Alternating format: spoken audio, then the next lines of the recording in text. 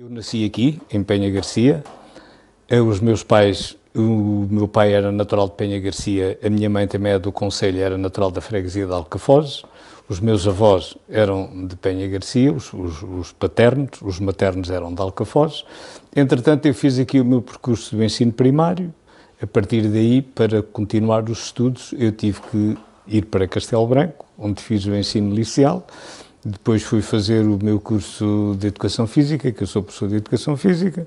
Entretanto, depois de ter terminado o curso e ter feito o serviço militar, acabei por ficar a trabalhar na Educação Física em Castelo Branco. Olha, a minha avó, como todas as pessoas dessa altura, era doméstica. O meu avô era proprietário, que é assim que vem na designação do Almanaque de 1916, tratava também das suas propriedades e tinha esta oficina onde nós aqui nos encontramos de ferreiro que já tinha herdado do seu pai, portanto do meu bisavô.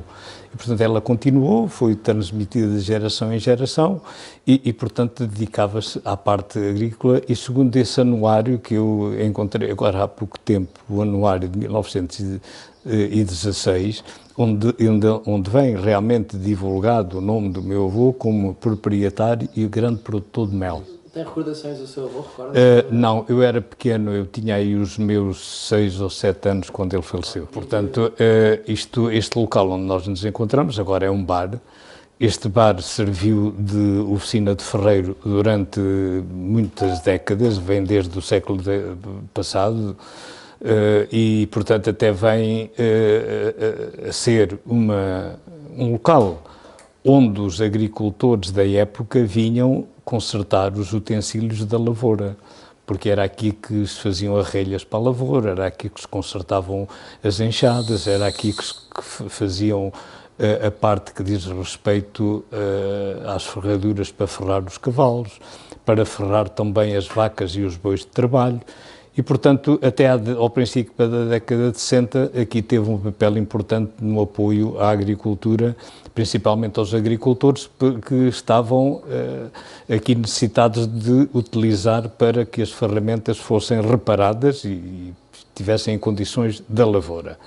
A partir da década de 60 começa a haver uma substituição do ferro pelo ferro fundido. É uma fábrica que era no Tramagal, em Abrantes, em que essa fábrica produzia já os utensílios para a lavoura, que era material de ferro fundido de desgaste.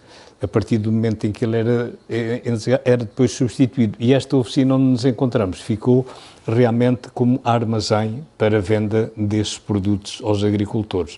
Felizmente que as coisas ficaram minimamente protegidas e não foram destruídas, e nós temos hoje a possibilidade de ter a oficina do ferreiro com o folo, com as bigornas, com tudo montado e transformado num bar em que nós aqui perpetuamos o passado e o presente e vamos ao encontro daquilo que foi a história deste local. Ele era proprietário de terras e tinha pessoas a trabalhar para eles nas suas terras agrícolas? Sim, eram os proprietários, não era um grande proprietário, mas nas terras que tinha e tudo tinha, quando era necessário cultivá-las e fazer, aquilo eram trabalhos sazonais, que contratava pessoal efetivamente para desenvolver este tipo de trabalhos. E sabes o que é que principalmente era cultivado por aqui? Ora, cultivavam centeio, cultivavam trigo e na altura era centeio e trigo, e também milho, nos locais onde havia terreno de regadio também se fazia milho.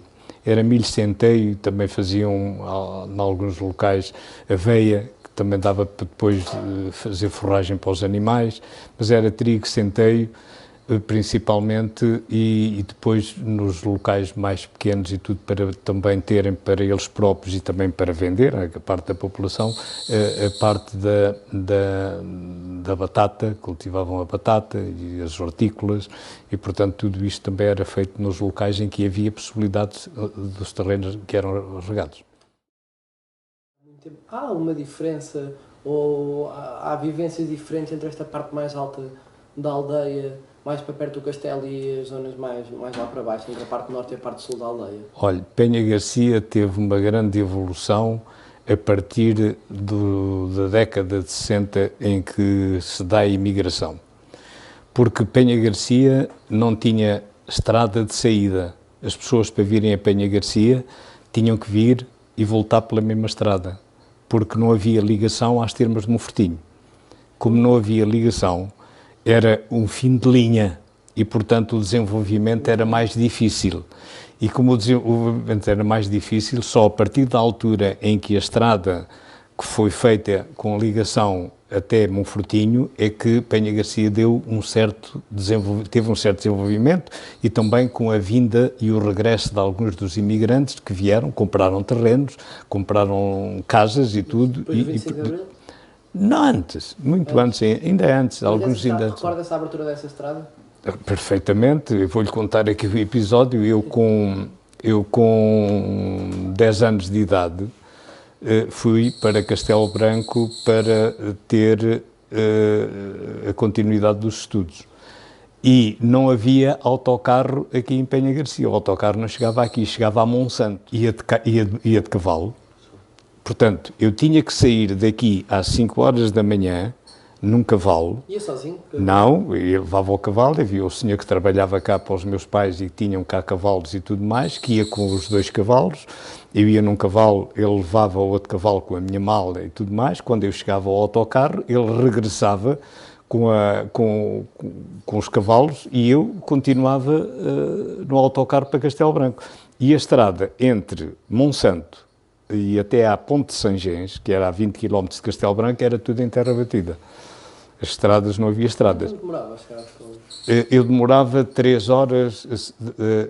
horas e meia. Saía daqui às 5 horas. Não, eu saía mais cedo. Eu tinha que apanhar às 5h30 o autocarro em Monsanto.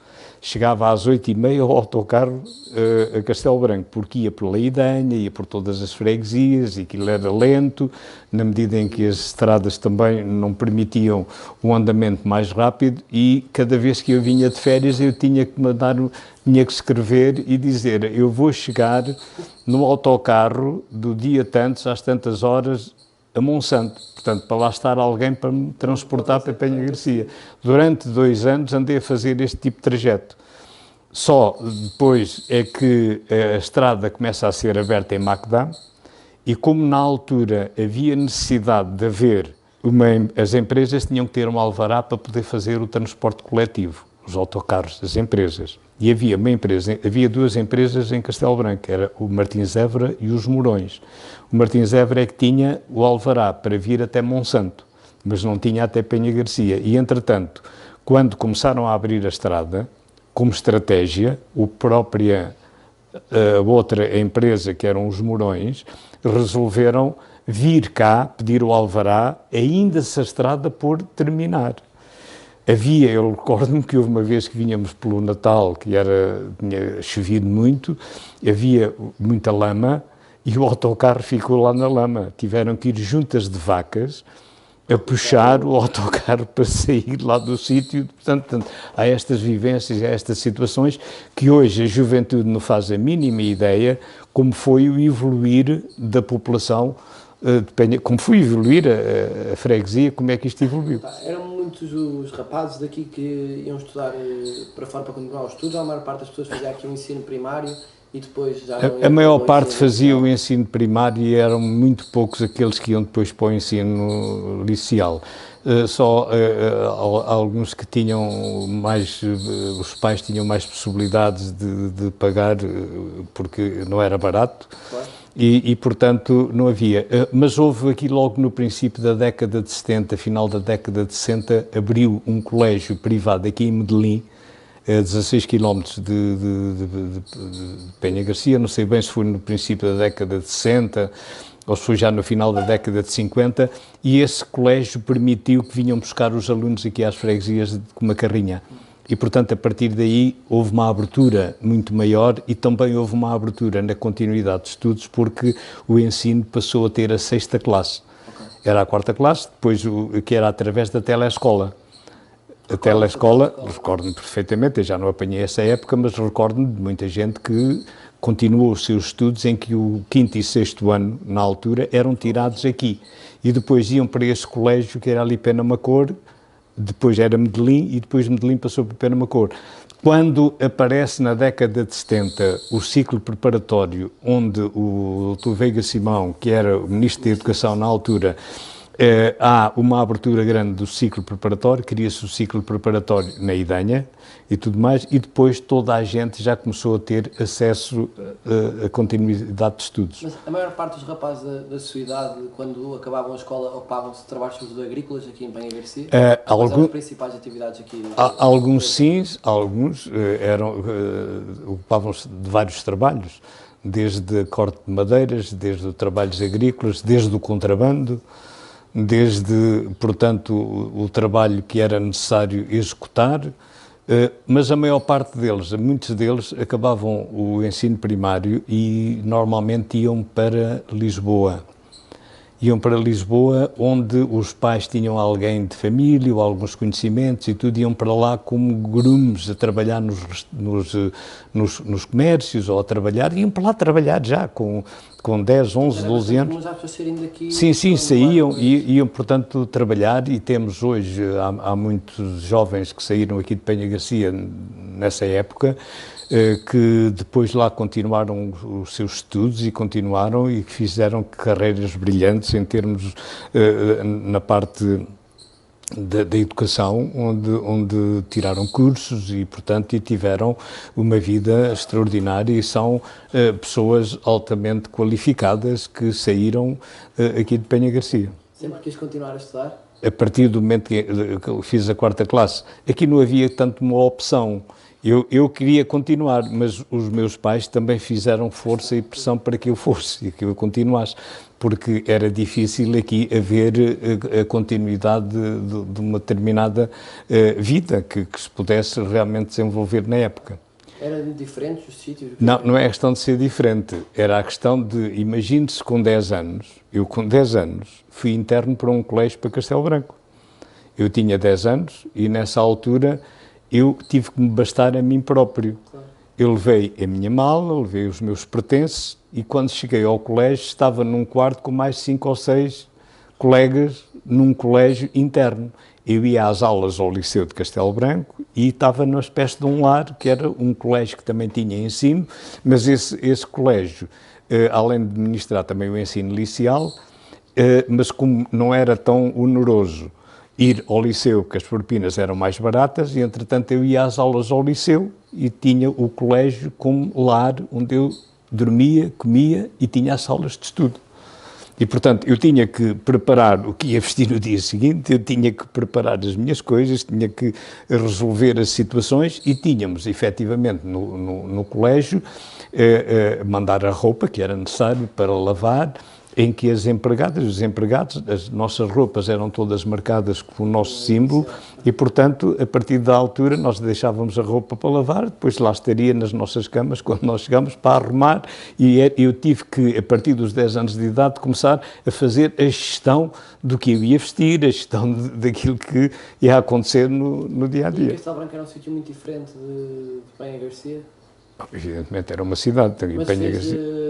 Não, vamos lá ver, a diferença não, porque eu já tinha ido várias vezes a Castelo Branco, não fui daqui para lá pela primeira vez, eu tinha lá familiares, tinha lá irmãos do meu pai, tinha lá a família, fui muitas vezes a Castelo Branco e eu já conhecia a cidade, não conhecia, portanto era depois o desenvolvimento e a forma de estar e de trabalhar na cidade.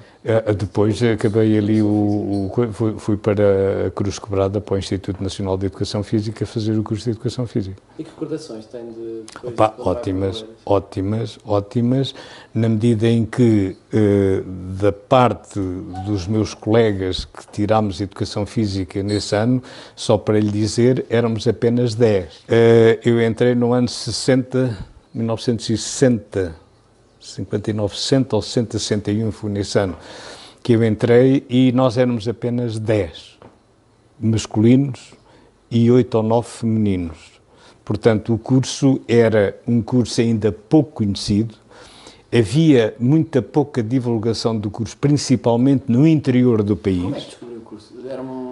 Gostava de expor? Não, o problema foi esse, eu estava interno no colégio e eu, além de ser um bom desportista e de ter muito jeito para o desporto e para a ginástica, tive a sorte de ter no colégio um professor de Educação Física que tinha feito curso precisamente no INEF, e ele, ao ver que eu tinha uma certa aptidão, aconselhou-me: epá, tu tens todas as possibilidades, e tens isto, tens aquilo, tens o outro e tal, e portanto não foi fácil por convencer os meus pais para ir para o curso de Educação Física, que era uma coisa que eles não dominavam, nem conheciam, nem sabiam o que era isso.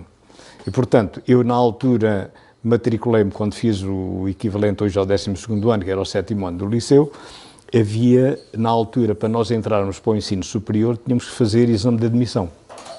O exame de admissão ao ensino superior processava-se de várias maneiras. Eu estava na linha F, que era a linha de ciências, que dava para várias saídas, e, portanto, para as saídas em que eu tinha que ir, tinha que ter média de 14 às cadeiras que eram nucleares dessa faculdade, para ter acesso direto. Se não tivesse média de 14, tinha que fazer provas escritas e de admissão à universidade. E eu, entretanto, como gostava muito de geologia, eu tinha que ter a matemática e as ciências naturais média de 14. Acontece que tinha média de 14. O que é que acontecia? Acabei o 10º, na altura, o 7º ano dos liceus, automaticamente fui-me matricular. Fui-me matricular em geologia, em geológicas. Estive matriculado na Faculdade de Ciências em Geológicas, e depois, para ir para a Educação Física, eu tinha dois problemas. O problema era ser aceito por parte da família que eu pudesse ir para a Educação Física. E aí eu tinha que fazer exames médicos, provas físicas, e tinha que fazer exame de admissão, porque as nucleares para a Educação Física eram Ciências Naturais, e que eu tinha 14, e era Filosofia, e eu a Filosofia tinha 12. Portanto, eu tive que fazer os exames escritos, tive que fazer exames médicos, tive que fazer provas físicas, e, portanto, como era tudo desenvolvido a partir dessa altura até outubro, eu sujeitei-me a todas estas situações e fui fazer as provas todas. Epá, conclusão, passei, fui admitido, e tive a sorte, nesse ano, nas férias da Páscoa, de ter estado a passar aqui as férias da Páscoa comigo e connosco aqui em casa um irmão da minha mãe que vivia em Lisboa, que era lá um empresário em Lisboa, e estando na conversa, uma das refeições, o almoço ou o jantar, o rapaz e tal, estavam a falar, ele quer ir para a Educação Física, e o meu pai, e então o meu tio, que era irmão da minha mãe, deu uma ideia geral do que poderia ser, e que era uma coisa hoje muito procurada lá em Lisboa e tudo mais, porque havia uma saída profissional muito boa, porque para além de poderem dar aulas e tudo, podiam trabalhar nos clubes, e podiam trabalhar aqui, podiam trabalhar acolá. E, entretanto, aí eu tive a abertura da família e dos meus pais, que me disseram: olha, tu é que tens que escolher, vai para aquele que tu mais gostares e que conseguires.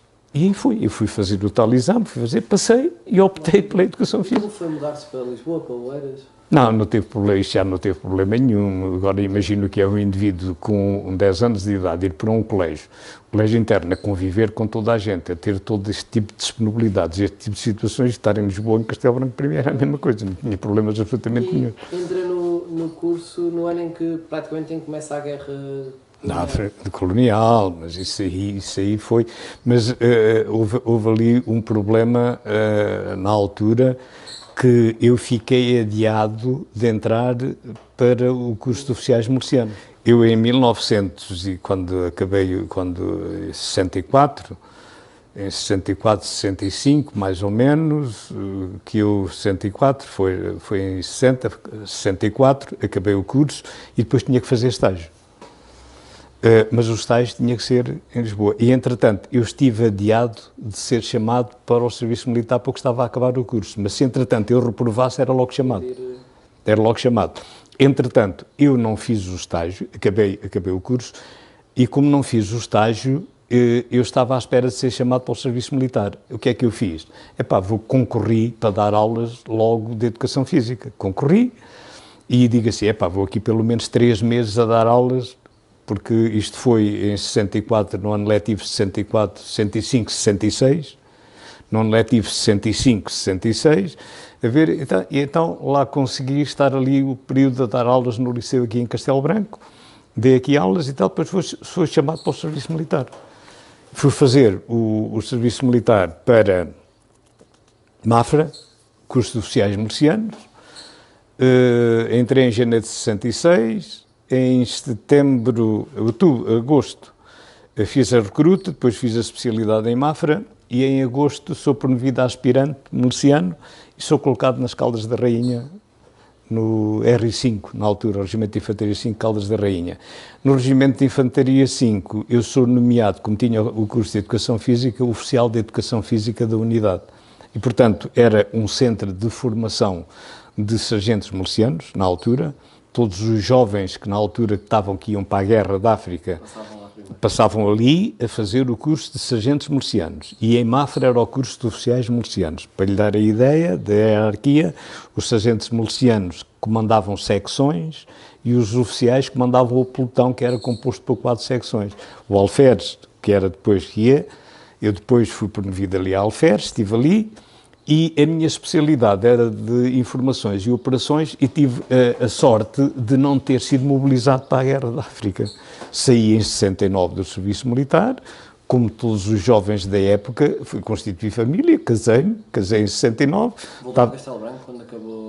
Tive um ano a trabalhar ainda em Lisboa, dei aulas no Sporting, dei aulas em Almada, em vários... Portanto, estive a trabalhar um ano em Lisboa. Mas depois, como casei e a minha esposa também era de Educação Física e era ali também de Castelo Branco, acabámos por concorrer efetivos ali para Castelo Branco. Naquela altura era fácil ser-se efetivo e, portanto, concorri efetivo e ficámos efetivos. Já depois de 25 de Abril? Não, antes disso em 1970, 69, 70, eu casei em 69, foi em 70, estive ali efetivei-me em Castelo Branco, estive ali e trabalhei ali. E, portanto, em 72, passado 3 anos, recebo uma comunicação em casa para me apresentar em Mafra, nas Caldas da Rainha, para receber guia de marcha para ir para Mafra para fazer o curso de capitães.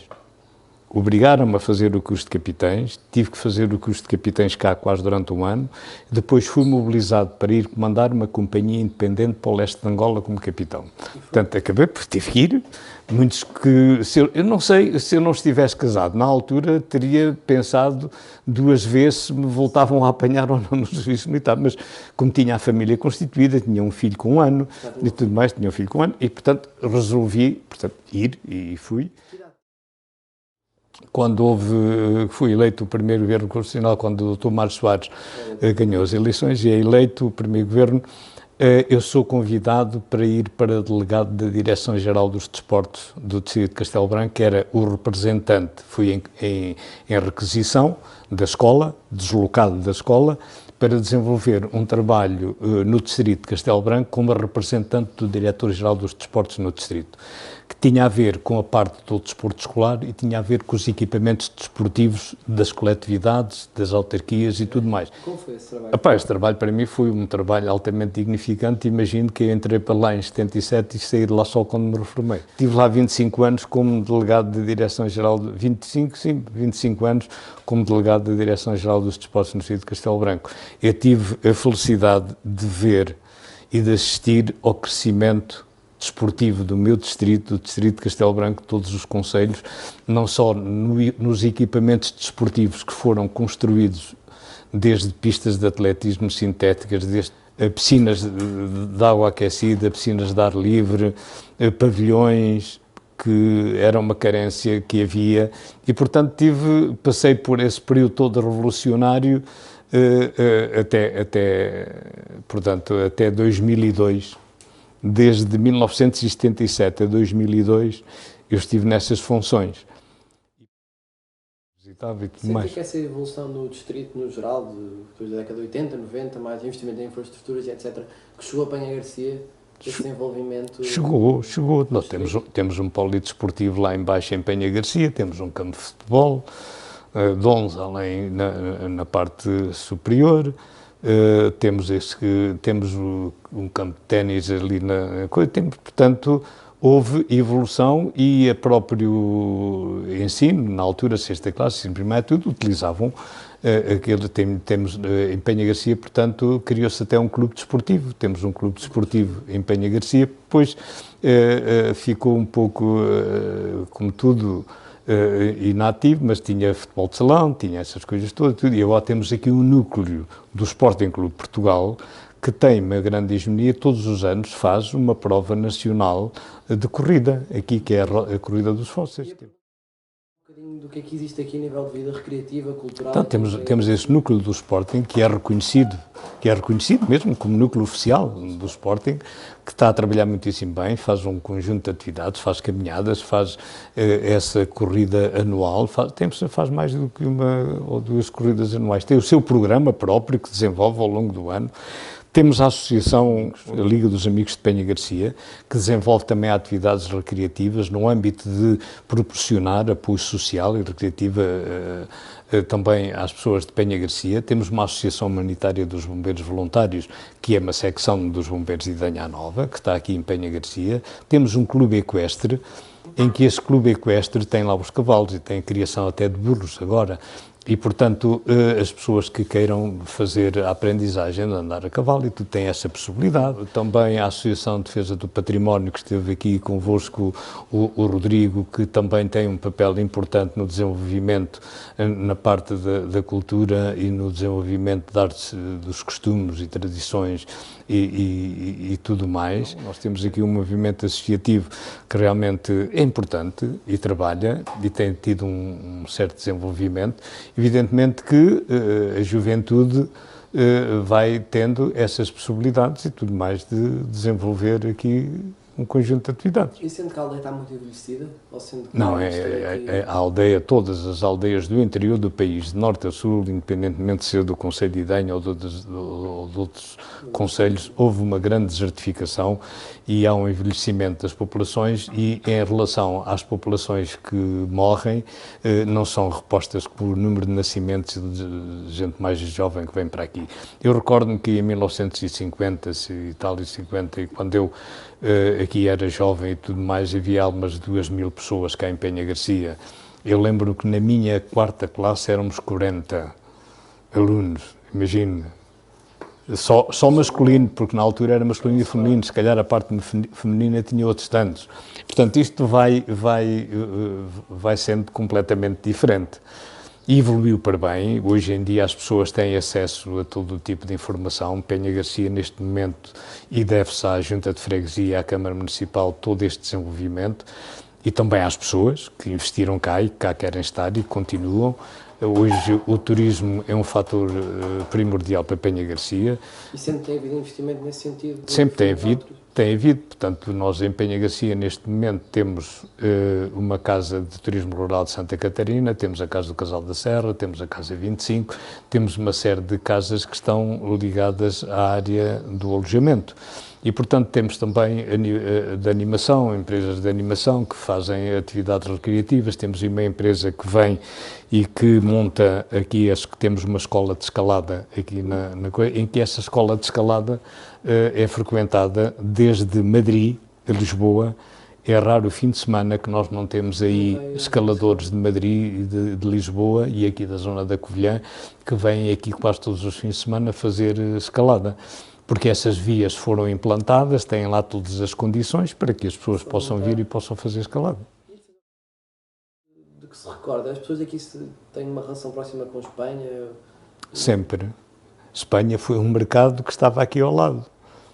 Portanto, nos anos difíceis, em que não havia trabalho, porque chovia muito, e além de chover muito, quando chovia, as pessoas não podiam ir trabalhar, não iam trabalhar, não ganhavam. E quando não ganhavam, aqueles que eram mais aventureiros viravam-se para a Espanha. Levavam daqui café às costas, 10 ou 15 ou 20 quilos de café, chegavam lá, vendiam-no por triplo ou quádruplo do preço e depois de lá traziam... Chegava aqui muito café para engraçar que eles conseguiam levar para lá? Sim, vinha de Campo Maior, hoje, que é a grande fábrica de Naveiro e tudo mais. Eles até tinham um lote de café virado para o contrabando, que era o lote do café cubano chamado de torra espanhola. Porque esse café vinha em pacotes de meio quilo, com uma embalagem vermelha, e era engraçado porque ele era muito torrado. E nós até só com uma mancheia daqueles grãos numa panela a ferver e tudo, aquilo ficava quase com o coelho do café. E eles gostavam muito desse café, porque aquele café moído e feito, e depois junto com o leite, tinha um paladar espetacular. Portanto, ainda hoje há muito, o espanhol bebe muito o café com leite, é raro beber o café só. E, portanto, mas aqui já vêm, eles aqui vêm muito e já começam a beber o café só. E lá também já têm muita boa máquina para tirar café. Só que o café é sempre com leite. Aqui pedem muito, mesmo aqui no bar, pedem muito então, o café com leite. Em alturas de maior necessidade, muita gente aqui virava-se para... Viravam-se para a Espanha porque tinham ali um comércio... Que estava mais rentável. Epá, era arriscado. Havia presença da Guarda aqui? Então, tínhamos aqui um quartel da Guarda Fiscal, em Penha Garcia, e este quartel da Guarda Fiscal, evidentemente, que fiscalizava a fronteira. Mas agora, imagino o que são 15 ou 20 quilómetros de fronteira a serem guardados por uma patrulha ou de dois guardas fiscais. Como é que depois era a relação aqui na aldeia entre as pessoas que sabiam que eram contrabandistas e os guardas? Conviviam todos e bebiam os copos todos juntos, todo dia e tal, aquilo não havia. Se não fossem encontrados em ação, na ação do contrabando, se encontrassem o contrabandista com o guarda fiscal, evidentemente que o guarda fiscal tinha que o apreender, ou lhe apreendia a carga, e eles, para não serem aprisionados, deixavam os pertences e fugiam. Havia mais contrabando daqui para lá, o grande grosso daqui para lá era o café. Mas quando foi na altura da Guerra de Espanha, todos os géneros alimentícios e outras coisas, ia muita coisa daqui para lá, porque havia necessidades. Os seus pais recordam-se da Guerra de Espanha? Com certeza que sim, e muito. Então eu lembro-me do meu pai contar que vinham muitos espanhóis fugidos da guerra aqui para as nossas aldeias e para aqui. E eram acolhidos? E que eram acolhidos aqui por nós e por muita gente, eram acolhidos. Ainda me recordo de um casal que veio, que era o Sr. Amadeu, que eu me lembro que era um técnico de máquinas de costura, que ficou a viver cá em Penha Garcia, tinha 2 filhas, e ficou assim, ele e a esposa viveram aqui durante muitos anos depois da guerra, e ele ficou cá em Portugal e as filhas acabaram por casar cá com portugueses. E aqui em Penha Garcia há umas dezenas de famílias que estão casados com gente espanhola e que vivem em Espanha. Portanto, a memória da Guerra Civil Espanhola aqui na Sim, toda a gente, sim, era porque eram realmente acarinhados e eram protegidos. Há uma situação interessante, que havia um senhor de alcunha, o Tim Liton, que era um espanhol que vinha e que trazia algumas coisas, e que as mulheres diziam às vezes para os filhos: olha, aquele Tim Liton é que traz os meninos da Espanha e tal, e não sei quantos, o Tim Liton é que traz os meninos da Espanha. E conta-se uma história que há aí uma família que já tinha uns 3 ou 4 filhos, e que um dos filhos, que era assim já mais velho, começou: está ali o Tim Liton, vem o Tim Liton. Ele vai a correr para casa, fecha-se lá em casa: então, o que é que estás a fechar a porta? Oh mãe, deixa lá fechar a porta, que nós já cá temos 4, vem o Tim Liton, se traz outro ainda somos mais. Como é que olha hoje em dia para Penha Garcia? O que é que sente que faz mais falta aqui? O que é que mudaria se pudesse? O principal problema, se sente que existe, o que é que faria diferente sobre Penha Garcia? O que é que mudaria? Nós mudaríamos muita coisa e não mudaríamos nada. Porque uma das coisas é nós termos as raízes e mantermos as coisas como eram, para que as pessoas estavam com as melhores comodidades que hoje a vida moderna nos proporciona. Isto toda a gente aspira e toda a gente entende que devem ter melhores condições, tanto na habitação. É natural que as pessoas aspirem a terem uma habitação melhor do que tinham antigamente. Mas se nós pudermos preservar os usos, costumes e tradições, é tentar mantê-las, divulgá-las, para que isso fique recolhido para transmitir aos nossos filhos e aos nossos netos e às pessoas que vierem. Gostaria, eu, como natural de Penha Garcia, de ver a minha freguesia cada vez com mais gente. Para isso, é natural que tem que se criar condições. E eu sei que, neste momento, a Câmara Municipal de Idenha, não só para Penha Garcia, mas para todas as freguesias do concelho, tem um programa extraordinário em que, neste momento, no que diz respeito à parte das estatísticas, a relação entre os que saem e os que entram São mais os que entram do que os que saem. Portanto, já se conseguiu inverter, embora lentamente, aquilo que era a grande desertificação. E isso eu queria que continuasse a crescer. E estou convencido que sim, porque hoje há muita procura, tanto não só dos filhos da terra que gostam de voltar, gostam de recuperar as casas dos seus familiares, gostam de cá vir, gostam de cá conviver, e felizmente que isso é possível, e eu gostaria que esta senda de progresso e este movimento que está a acontecer não parasse, e que a locomotiva está em andamento e que ela continue a ser empurrada e que ela vá por aí além, e que nós consigamos ter, num futuro próximo, uma população mais jovem, uma população mais ativa, e que nós consigamos ter realmente uma Penha Garcia virada para o futuro e com uma grande hegemonia, que é aquilo que nós gostaríamos que fosse. O que é que mais gosta aqui na sua aldeia, em Penha Garcia? O que é que acha? Eu gosto de tudo. Não há nada que eu não goste. Neste momento, não há nada que eu não goste. Se nós olharmos para a parte paisagística de Penha Garcia, é ímpar. Se nós olharmos para os usos e costumes e tradições que temos, são extraordinários e são riquíssimos. Se não, imagino que ao longo de vários anos eu tive a ousadia de fazer, em 1982, proporcionar, ser um dos organizadores, dos colaboradores e do mentor das primeiras jornadas etnográficas de Penha Garcia Antiga, em que nós reunimos os usos, costumes e tradições, onde nós tivemos a representação de todas estas atividades ao vivo, para que os jovens dessa época tivessem o conhecimento do que foram os seus avós e os seus antepassados e tivessem essas vivências. Nós recriamos um cortejo do ciclo do pão, fizemos um cortejo etnográfico em que nesse cortejo foi lançada a semente à terra, a seguir vinha a junta dos bois a lavrar a terra, a seguir vinham as mondadeiras, que era quem tirava as ervas daninhas, que não era a parte química, eram as mulheres com sachos em que vinham tirar realmente as ervas daninhas. Depois das mondadeiras vinham os ceifeiros, que tinham que ceifar o trigo. Depois dos ceifeiros vinham os malhadores, que eram os homens com os malhos e com os mongais que iam para a eira e tiravam o trigo. A seguir aos malhadores vinha a parte do transporte da farinha, que eram os moleiros que traziam a farinha. Depois vinha o senhor da forneira e o senhor com o cavalo carregado com as estevas para aquecer o forno. Depois, no final, vinham as senhoras com os tabuleiros do pão à cabeça. Portanto, era um cortejo que recriava o ciclo do pão.